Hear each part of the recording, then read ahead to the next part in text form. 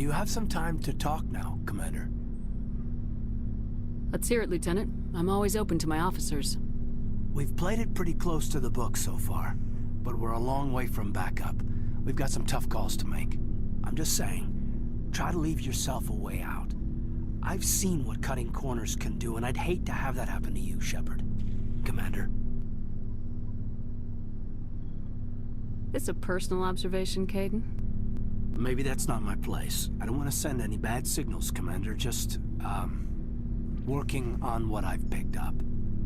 You tell me if I'm going too far. I'd love to, but I haven't the faintest idea what you're talking about.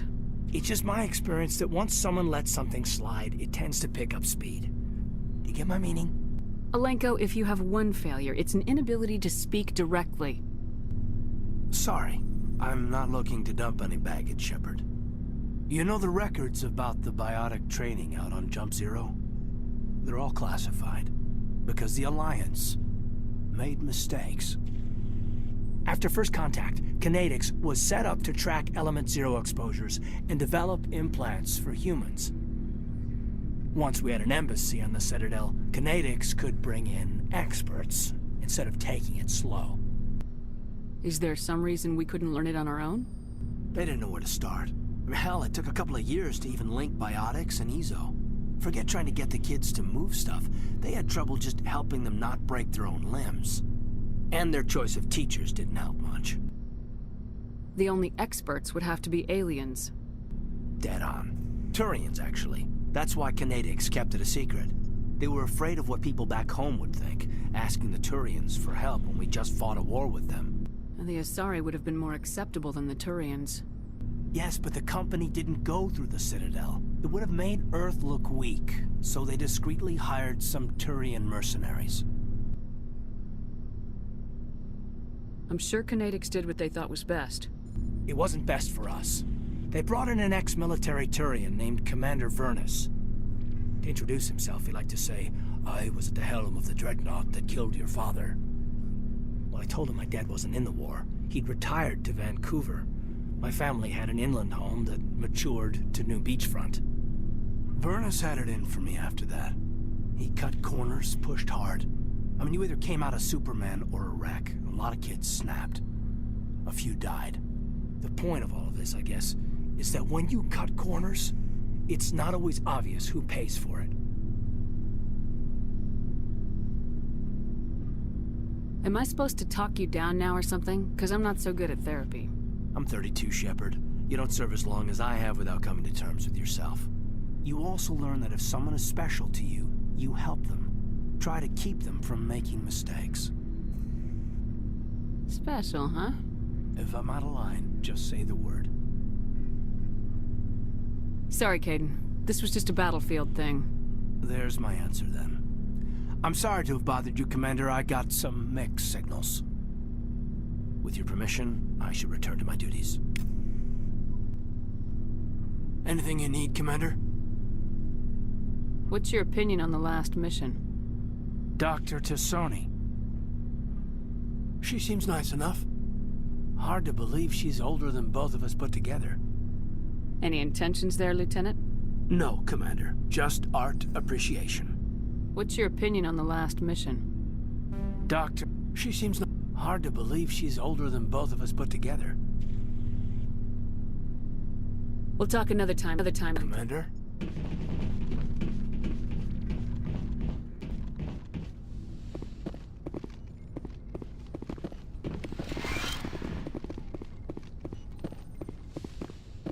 Yes, Commander? Is there something you need? I should go. Goodbye, Commander.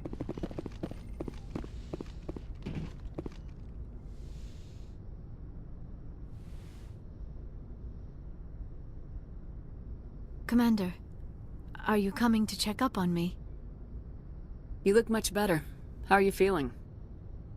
Dr. Chakwas assures me I am going to be fine. I was impressed with her knowledge of Asari physiology. You're in good hands. Dr. Chakwas knows what she's doing. I never properly thanked you for saving me from the Geth, Commander. If you hadn't shown up, I'm just glad we got there in time. So am I. I know you took a chance bringing me aboard this ship, I have seen the way your crew looks at me. They do not trust me. But I am not like Benezia. I will do whatever I can to help you stop Saren. I promise. Promises are easy to make, but hard to keep. I do not begrudge you your suspicions. I just hope in time you will come to trust me. Tell me about yourself, Liara. Me? I am afraid I am not very interesting, Commander. I spend most of my time on remote digs, unearthing mundane items buried in long-forgotten Prothean ruins. You must enjoy something about it. I love my work. Seeking out history's lost secrets has a special appeal for me. You were actually touched by working Prothean technology. That is why I find you so fascinating, Commander. Sounds like you want to dissect me in a lab somewhere. What? No! I did not mean to insinuate. I never meant to offend you, Shepard. I only meant that you would be an interesting specimen for an in-depth study. No, that's even worse. Calm down, Liara. I was only joking. Joking? Oh, by the goddess, how could I be so dense? You must think I am a complete and utter fool. Now you know why I prefer to spend my time in the field with data disks and computers. I always seem to say something embarrassing around other people. Please, just pretend this conversation never happened. Do you know why Benezia joined up with... Benezia was swept up in events beyond her control and lost herself. She fell under the spell of indoctrination and became part of the very thing she wanted to stop. But I will remember and honor how she lived, not how she died. My mother was strong, kind, and beautiful, and now she is gone. Are you gonna be okay? You are kind to ask, Shepard. I do miss her, and I grieve for what happened to her. But I will not let my grief interfere with what we are trying to accomplish. I'd like to know more about the Asari. We were the first species to discover the Citadel. We were instrumental in forming the Council, and we always strive to be the voice of peaceful cooperation in galactic disputes. My people believe we are all part of a single galactic community. Each species contributes something to the greater whole. Although we seek to understand other species, it seems few of them seek to understand us. The galaxy is filled with rumors and misinformation about my people. Like what? Most of the inaccuracies are centered around our mating rituals. My species is monogendered. Male and female have no real meaning for us. We still require a partner to reproduce. This second parent, however, may be of any species and any gender. I don't understand. Your species can mate with anyone? Mating is not quite the proper term, not as you understand it. Physical contact may or may not be involved, but it is not an essential element of the union. The true connection is mental. Our physiology allows us to meld with other beings. We can touch the very depths of their minds. We explore the genetic memory of their species. We share the most basic elements of their individual and racial identities. We then pass these traits on to our daughters. It is how we learn to grow as a species and how we develop a greater understanding of other races. What happens to your partner after the union? Every relationship is different. Some unions are a single encounter with both parents parting ways afterwards. Others can be more long-term. Sometimes an Asari and her partner will stay together for many decades. You Asari live for 1,000 years. What happens when your partner dies? Few sapient species live as long as my kind. We have learned to take a philosophical approach to our unions. We do not focus on the inevitable loss of our partners. Instead, we enjoy the time we spend with them. And even after they're gone, a part of them lives on in us. The union is a connection that transcends both time and space.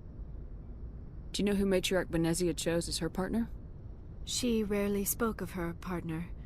Though I know my father, if you want to use that term, was another Asari. I thought you always needed another species to serve as one of the parents. Think about it, Shepard. If we were not able to mate with our own species, we would have died out long before we ever mastered spaceflight and left our homeworld. Union with our own kind is no longer common, not for the purposes of reproduction. Most Asari believe it weakens our species. Asari daughters inherit racial traits from the father species. If both parents are Asari, then nothing has been gained, or so conventional wisdom would hold. I am what is sometimes called a pureblood. Though no Asari would ever be cruel enough to say the word to my face, it is a great insult among my people. It is possible Benezia's partner was embarrassed by their union. She may have been too ashamed to publicly acknowledge me as her offspring. Why agree to the union if she didn't want any children? I cannot answer that. This is all speculation on my part. It is possible she wanted to be part of my life, but something happened to her before she had the chance. Benezia never spoke of her partner. Whatever happened, it caused her too much pain to dwell on it. She raised me by herself, though that is not uncommon.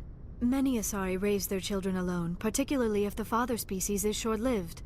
Often the partner will pass on long before the child reaches maturity. I should go. Goodbye, Shepard.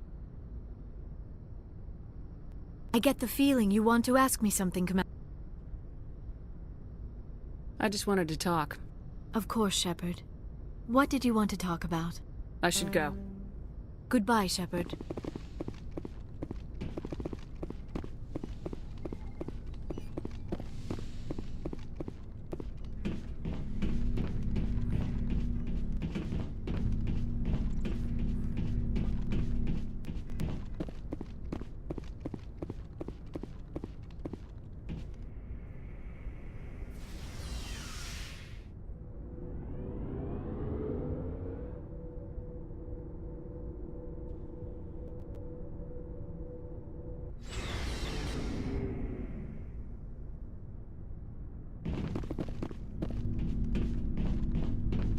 Commander, good to see you. You've been with C-Sec a while. Have you seen much action? Well, not as much as you, but yeah, I've seen some interesting things. I bet you have. Anything in particular that stands out? I remember this Solarian geneticist I was sent to investigate. That case was a bit disturbing. What happened? Why were you investigating him? I was tasked with tracking black market trade on the Citadel. Most of it harmless, nothing I needed to pursue. But during the course of my investigation, I noticed an increase in the trade of body parts, organs mostly. We usually get a few of those, but not the numbers I was seeing. We weren't sure if there was a new black market lab or if some freak was harvesting organs from citizens. You've seen this before on the Citadel? Every so often, some lab sells unwanted parts through the black market, but they're not as bad as the psychos. I remember this one L-Corps diplomat we caught in my first year on the job. He was hacking people up and selling their organs. Had the station in a bit of a panic. But this case wasn't that clear-cut. Turns out there was more going on than we first realized. So how did you figure out what was happening? First, we got a hold of a sample and ran DNA tests. The weird thing was, the match led us to a Turian who was still alive and was very convinced he'd never lost his liver. After a bit of digging, I discovered this Turian worked briefly for Dr. Salion, the geneticist. So I went to his lab hoping to find evidence of cloned organ development, but there was nothing. No Solarian hearts, no Turian livers, not one Krogan testicle. You're kidding, right? Why would anyone want Krogan testicles? Some Krogan believe that testicle transplants can increase their virility, counteract the effects of the genophage. It doesn't work, but that doesn't stop them from buying. They'll pay up to 10,000 credits each. That's 40,000 for a full set. Somebody's making a killing out there. What'd you do about the geneticist? I brought in some of his employees for interrogation, to see if I could get them to talk. While I was interviewing one of them, I came across something suspicious. You mean threatening? Was that really necessary? Maybe, maybe not. Either way, it paid off. One of my detainees started bleeding profusely during the interview. We offered to patch him up and he got frantic, freaked out.